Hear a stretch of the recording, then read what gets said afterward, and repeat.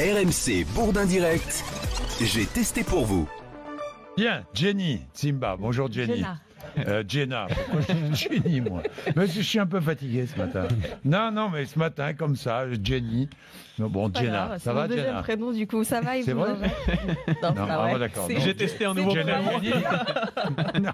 Bon, on ne présente plus Airbnb, Jenna, pour la location de logements entre particuliers, mais Airbnb étend aujourd'hui ses expériences sur tout le territoire français. Vous avez testé une expérience culinaire. Oui, les expériences C'est-à-dire Airbnb sont des activités ou des excursions organisées par des hôtes de la ville de votre choix, partout en France et même à l'étranger. Du coup, j'ai testé pour vous un cours de pâtisserie pour apprendre à faire des macarons.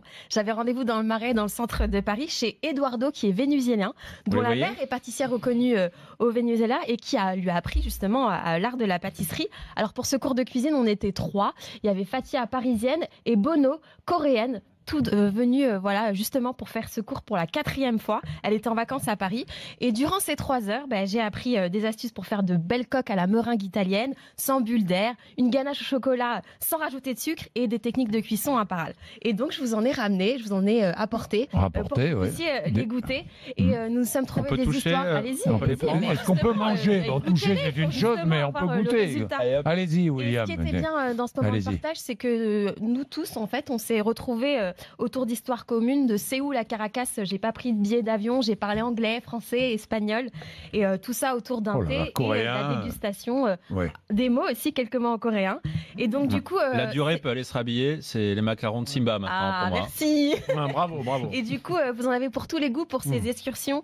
Vous avez des ateliers de cuisine du monde, vous avez des excursions touristiques, des ateliers pour parents et enfants. Ça va de 30 à plus, à 100 euros. Vous avez même des dégustations de vin, de charcuterie, etc. Donc vraiment, je vous le recommande parce que c'est une manière finalement d'avoir un accès privilégié et un savoir-faire local, que ce soit dans les régions françaises ou partout dans le monde.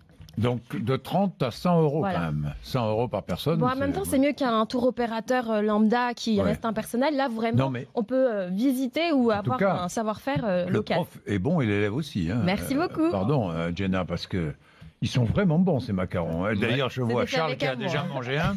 Lorgne sur un second. Je dis bien un second. Mais non, moi j'ai les droits. Un second, ça veut dire qu'il n'y en aura pas de troisième. Il en faut pour tout le monde.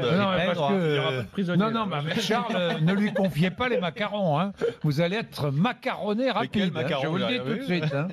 Parce que c'est le roi du macaron. Fais attention qu'il y a des paillettes. Vous avez vu Mathieu? Il regarde bien avant de goûter. Regardez, parce que vous n'avez pas vu, mais il y a des paillettes avec un petit bonhomme qui sourit. Non. C'est une dédicace Happy Face. En fait, c'est un colorant. Un Happy Face. C'est un colorant, mais on en apprend tous les jours, je vous le dis. C'est une ganache au chocolat et à la confiture de lait. Ah bon? Tout fait maison. Hein. Mais en tout cas, c'est bon. Hein. On se régale. Hein. Bravo.